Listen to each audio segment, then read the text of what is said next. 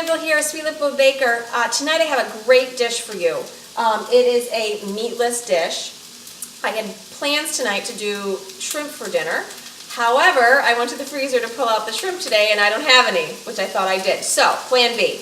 What is plan B? Plan B can be really easy and it doesn't need to be very dramatic. I'm not going to pull out something from the freezer that's not going to defrost in time. So what I have done is, earlier in the week, I pre-cooked a large tub of quinoa.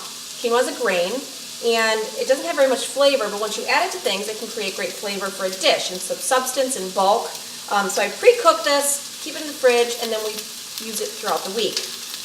I like to cook mine in a little bit of chicken stock instead of water, and I let it cook down until there's no more liquid, very similar to rice. So I've already measured out mine and my husband's portion of this. It might not seem like a lot, but once you add all the vegetables to it, it's going to be a nice, hearty, filling dish. So I'm going to keep this aside for a second.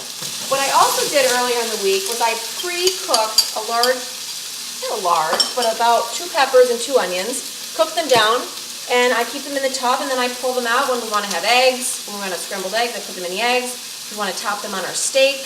If I have a last-minute dish that I need to change and add flavor to, it's a great flavor builder. So that's a great tip to do, is to cook off peppers and onions when you have time on the weekend. It's going to keep all week in the fridge. So what I have here on, well, now low heat, it was on high, I have about 3 cups of zucchini that I've large chunked. They're not that hot yet, so you can see it's just a medium to large chunk. I have 1 cup of cherry tomatoes that I had in the fridge. And once the cherry tomatoes get warm, they're going to pop and they're going to release juices and they're going to make a nice little liquid, not too much, but a nice little bit of a liquid in this dish. I have about 2 tablespoons of minced garlic. I like to buy the pre-chopped minced garlic in a can, or the jar, excuse me, for dishes like this. Because for 2 tablespoons of garlic, I don't want to be chopping garlic all night, so I buy this and it's a little bit easier for me. I also do my own garlic, chopping my own garlic sometimes, but I find for dishes like this, I like to have the pre-minced garlic just because it goes a lot quicker. So here I am. It's been about, I don't know, 2 to 3 minutes. I'm starting to cook down my vegetables nice. They're starting to get a little more tender. And then what I'm going to do here in a few minutes is I'm just going to season it with salt, pepper. I'm going to throw the garlic in.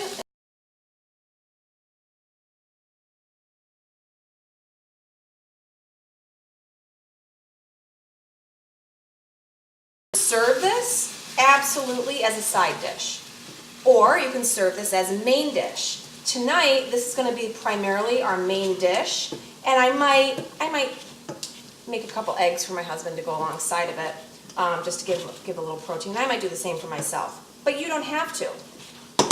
I have some pink salt here. You can use regular salt, probably about half a teaspoon to start. You don't want too much. And again, probably just a pinch of coarse salt, or I'm sorry, coarse pepper. So I have the garlic in here, I have the peppers, I have the onions, I have the tomatoes. You can see it's starting to get a little bit more liquid involved because it's releasing from the vegetables. Okay? Once these start to get cooked and get tender, I'm going to put the quinoa in. But I don't need to cook the quinoa, so I won't do that at the end because all I need to really do is heat it through. So I'm going to come right back in a minute. I'm going to show you the next step. All right?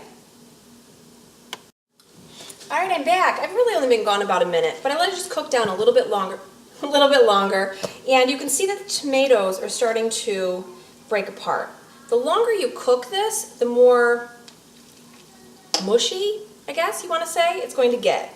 You know, I like to have a little bit of bite to my zucchini, and I like to have the tomatoes be a little more whole than a sauce. So, for a dish like this.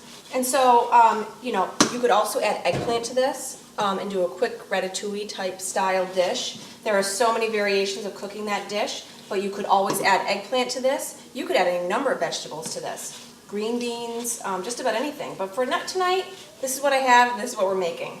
So it's cooked down pretty good. I'm just going to take the quinoa, I'm going to pop it right in here, I'm going to give it a toss, and then I'm going to check for seasonings and see what it needs. You can see that I have made quite a big pot of food here. This is going to be divided between 2 people. The kids aren't going to eat this. I'll make something separate for them. But this is going to be a nice, hearty dish. You could serve this with chicken. You could serve this with steak. I'm just going to give it a little taste. With a little more salt. So I'm home, I can do that. I can taste it with my finger, that's okay. Just a little bit more salt, and we're good to go. You have a great dish here, okay? You can take a look at this. You have a great dish. It's got a lot of flavor. It's got a lot of bulk to it.